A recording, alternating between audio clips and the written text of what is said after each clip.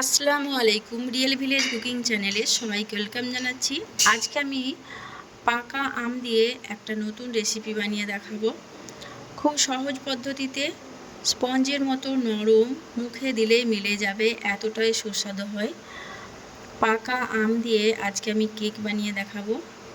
চলুন তাহলে নরম তুলতুলে কিভাবে পাকা আম দিয়ে কেক বানানো যায় আজকে তা আপনাদের সঙ্গে শেয়ার করি।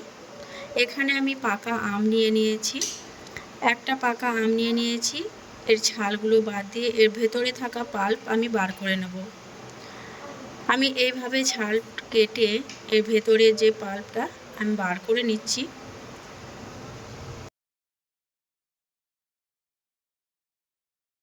আপনারা চেষ্টা করবেন আমটা যেন খুব মিষ্টি হয় এবং সুস্বাদু হয়। আমি যে আমটা নিয়েছি সে আমটা খুবই মিষ্টি। একটা আমি পাল্প বার করে এইভাবে মিক্সির মধ্যে নিয়ে নিচ্ছি, আর এটাকে আমি একটু ঘুরিয়ে নেব। আপনারা এটা ছেঁকেও নিতে পারেন। ছেঁকে নিয়ে আরেকটা বোলের মধ্যে নিয়ে নিলাম পাকা আম, আর এর মধ্যে দিয়ে দিচ্ছি একটা ডিম এবং আম ভালোভাবে একটু চামচ দিয়ে মিশিয়ে নিচ্ছি।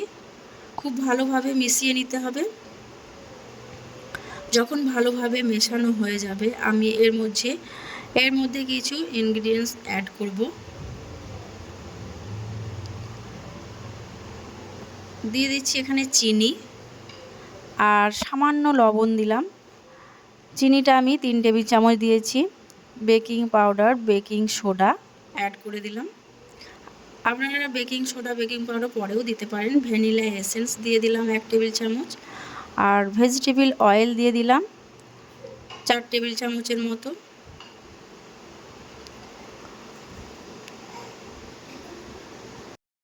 সমস্ত কিছু উপকরণকে ভালোভাবে মিশিয়ে নিতে হবে। এইভাবে করে ভালোভাবে আমি মিশিয়ে নিচ্ছি। সমস্ত কিছু যখন উপকরণ ভালোভাবে মিশে যাবে তখন আমি মধ্যে অ্যাড করে দিচ্ছি ময়দা।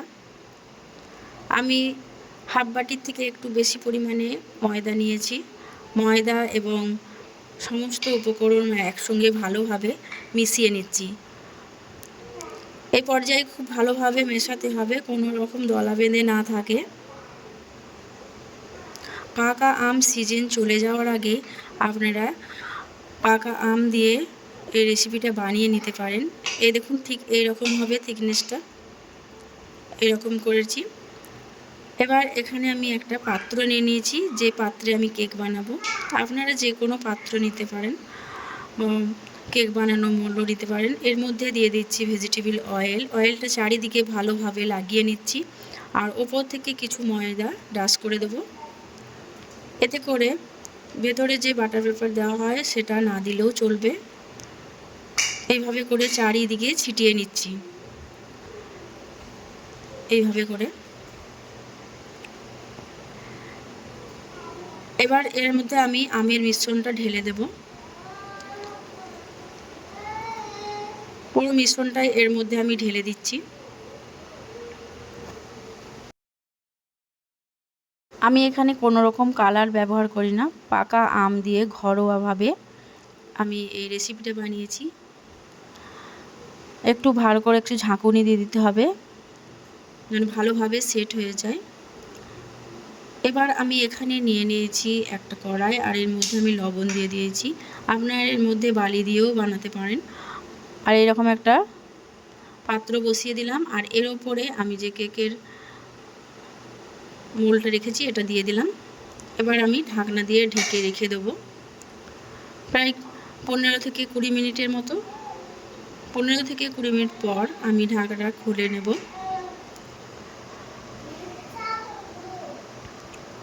পনেরো থেকে 20 মিনিট পর এ দেখুন কত সুন্দরভাবে কেকটা ফুলে উঠেছে।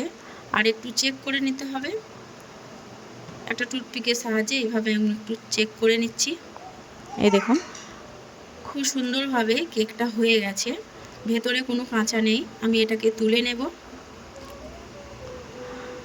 এই অবস্থায়, গরম থাকা অবস্থাতে একটু সাবধানে তুলতে হবে। এই দেখুন এখানে ঠান্ডা হয়ে গেছে। এবার একটা চাকুর সাহায্যে আমি চারিপাশে একটু ছাড়িয়ে নিচ্ছি। চারিপাশটা এভাবে ছাড়িয়ে নিলে সহজেই উঠে চলে আসবে। আর এইভাবে করে উল্টে নিচ্ছি, হালকা করে প্রেস করলে এটা উঠে চলে আসবে। এই দেখুন কত সুন্দর হয়েছে, দেখুন কেকটা দেখেই বুঝতে পারছেন। আর খুবই নরম হয়েছে, স্পঞ্জি হয়েছে, এই দেখুন খুব নরম। আমি এবার এটাকে পিস পিস করে কেটে নেব। আপনারা যে কোনো শেপে কাটতে পারেন। আমি কেকটাকে কেটে নিচ্ছি।